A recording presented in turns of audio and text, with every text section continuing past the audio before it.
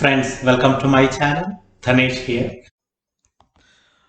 Cluster analysis or clustering is the task of grouping a set of objects in such a way that objects in the same group are more similar to each other than to those in other groups. In data mining and statistics, hierarchical clustering is a method of cluster analysis which seeks to build a hierarchy of clusters.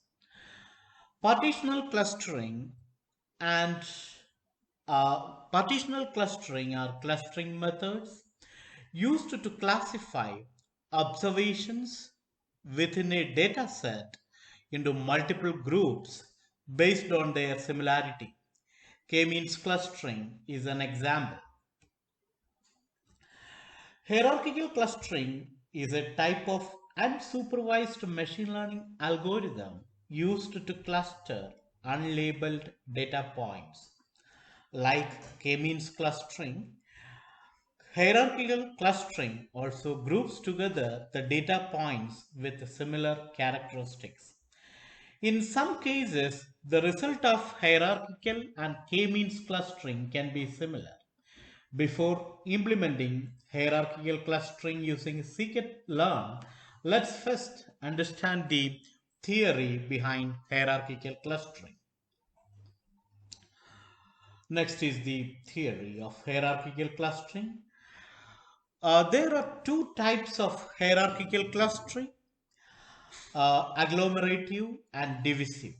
In the former, data points are clustered using a bottom-up approach starting with individual data points, while in the later, top-down approach is followed where all the data points are treated as one big cluster and the clustering process involves dividing one big cluster into several small clusters. In this video, we will focus on agglomerative clustering that involves the bottom-up approach. Different steps in hierarchical clustering. Following are the steps involved in agglomerative clustering. At the start, treat each data point as one cluster. Therefore, the number of clusters at the start will be k, where k is an integer representing the number of data points. From a cluster, by joining the two closest data points resulting in k1 clusters.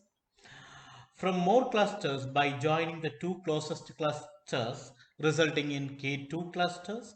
Repeat the above three steps until one big cluster is formed.